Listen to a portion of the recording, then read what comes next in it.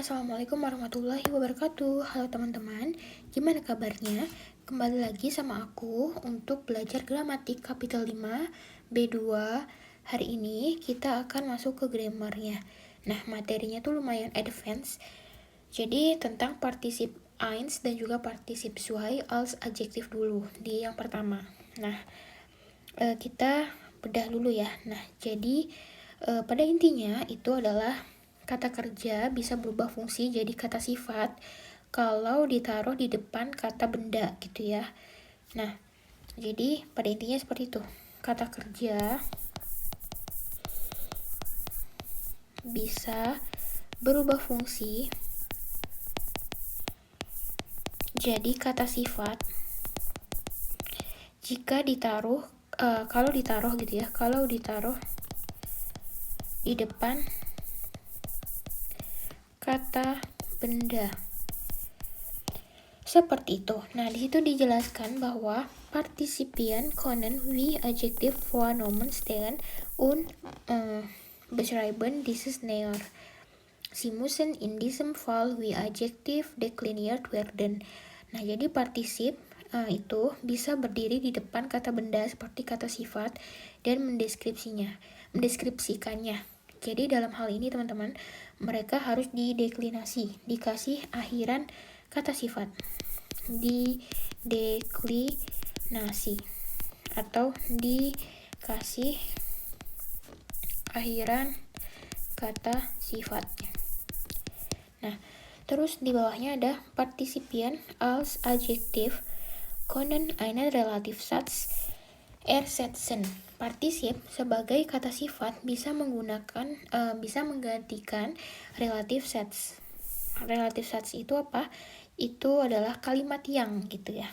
Jadi ini tuh rahasia supaya kalimatnya tuh nggak kepanjangan teman-teman.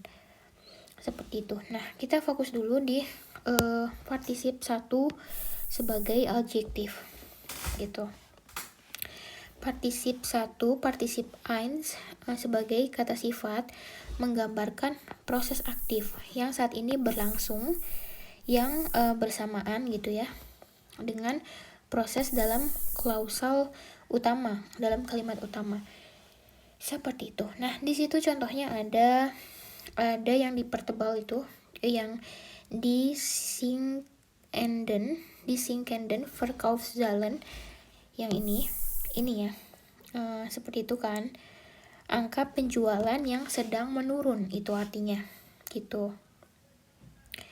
Terus berubah jadi di kalimat bawahnya jadi disingkennya aja gitu. Kalimatnya berubah juga dari yang tadinya. Ein wesentlicher Grund für die sinkenden Verkaufszahlen ist das Internet. Jadi ein wesentlicher Grund für die Verkaufszahlen, die sinken, ist das Internet. Nah, jadi di situ di Verkaufszahlen itu, di Verkaufszahlen, disingkan ini itu langsung bilang penjualan yang menurun gitu ya. Jadi daripada bilang yang menurun, kita langsung bilang aja penjualannya yang menurun gitu. Seperti itu. Jadi lebih seperti itu untuk partisip 1 atau partisip eins.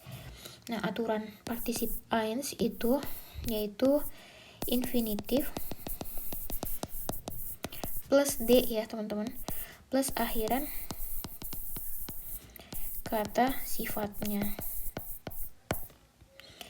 Nah, lalu ada partisip 2 als adjektif. Nah, partisip 2 atau partisip zwei als adjektif itu partisip 2 sebagai kata sifat yang biasanya menggambarkan keadaan atau proses pasif yang terjadi secara bersamaan atau sebelumnya gitu, sebelum proses dalam kalimat utama.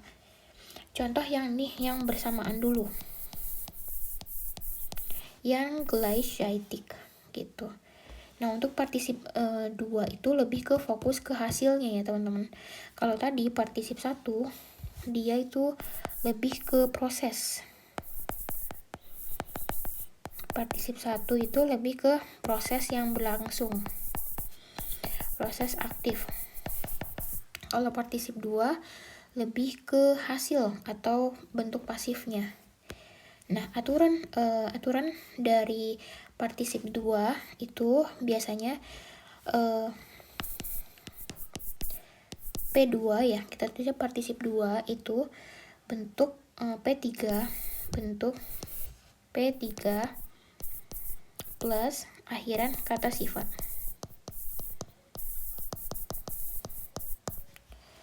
Contohnya di situ ya, yang glycidic, yaitu yang dipertebal adalah Besalter-Inholt. Artinya konten yang dibayar gitu.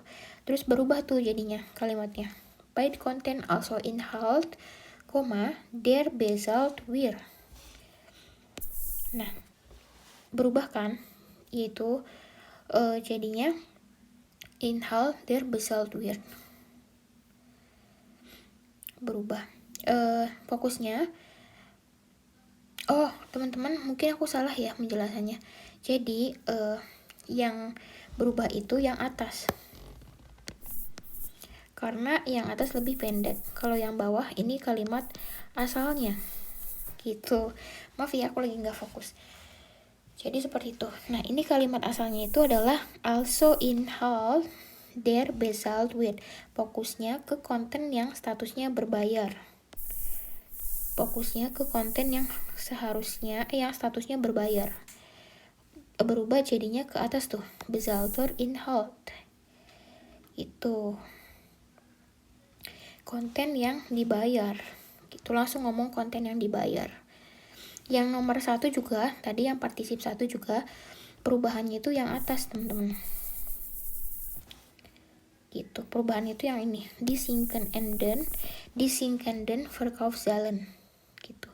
Ini berasalnya dari mana? Itu berasalnya dari sini, dari yang di Verkaufszahlen disinken. Gitu.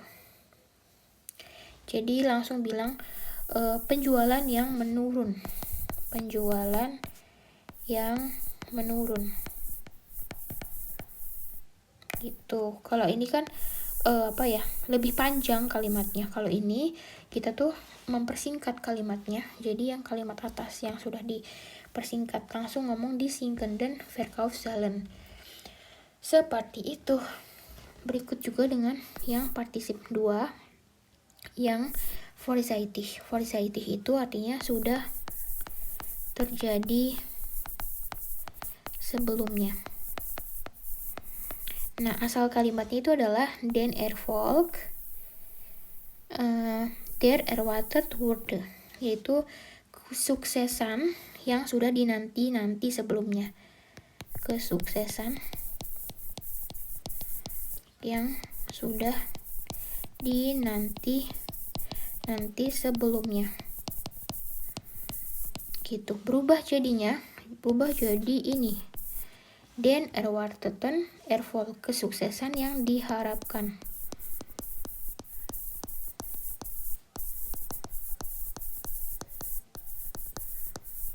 Gitu. Oke. Nah, di bawahnya itu adalah for participien können Erweiterungen stehen. Erweiterungen itu artinya perluasan, teman-teman. Perluasan. Nah, jadi kita bisa nambahin keterangan di depan partisip itu, gitu. Contohnya, di sinkenden Verkaufszahlen kan berubah jadi di ständig, ada ständignya. Angka penjualan yang terus menurun gitu. Angka penjualan yang terus menurun gitu.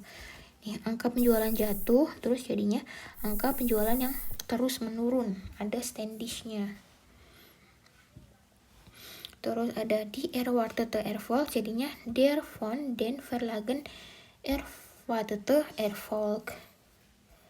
Nah, lanjut. Sekarang kita bahas ke zweiteilige Konnektoren Funktionen. Kata sambung berpasangan.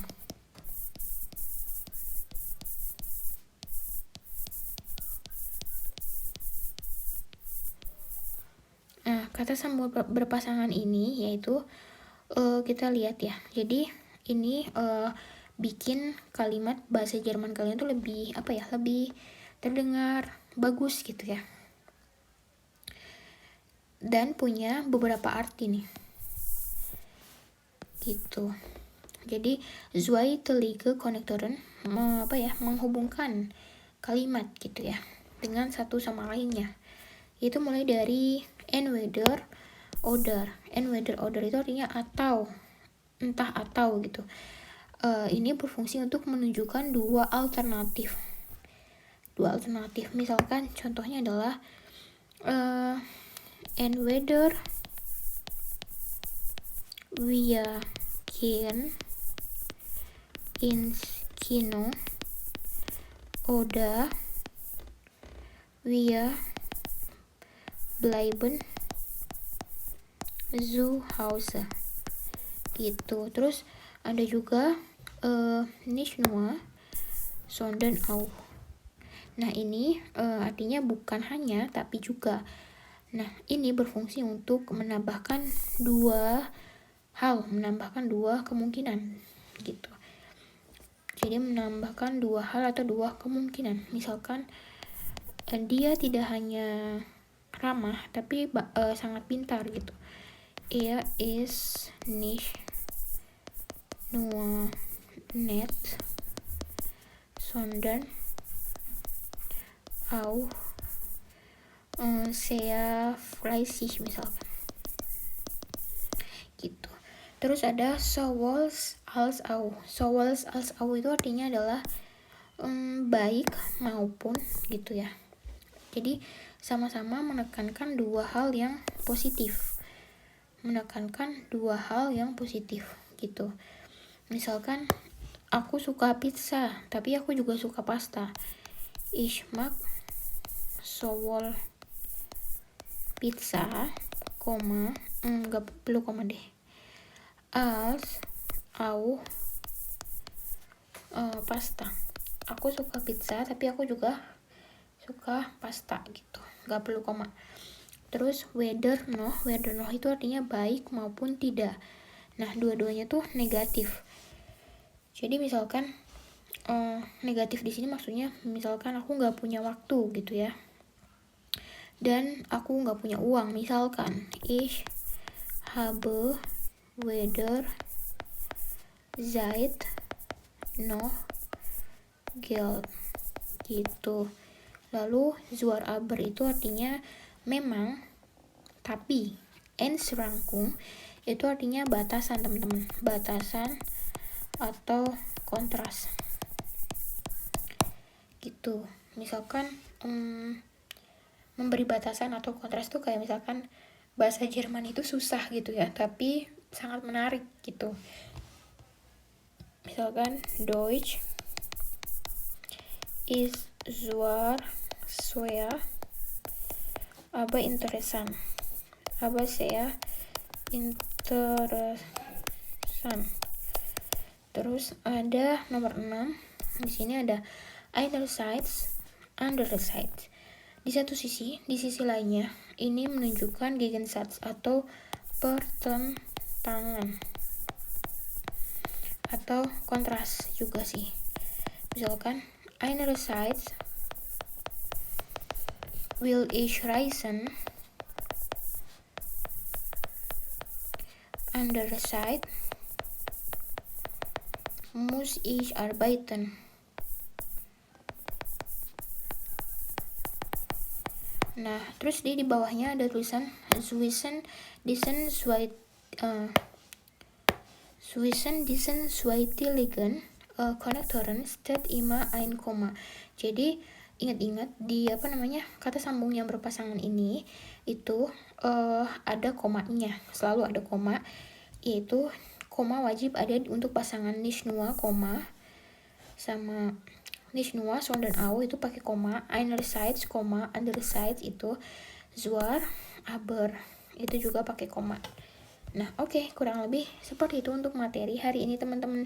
Semoga bermanfaat buat teman-teman yang lagi belajar B2 bahasa Jerman. Kalau misalkan aku ada penjelasan yang salah atau keliru, kalian juga bisa koreksi ya. Terima kasih sudah menonton dan belajar bareng sama aku hari ini.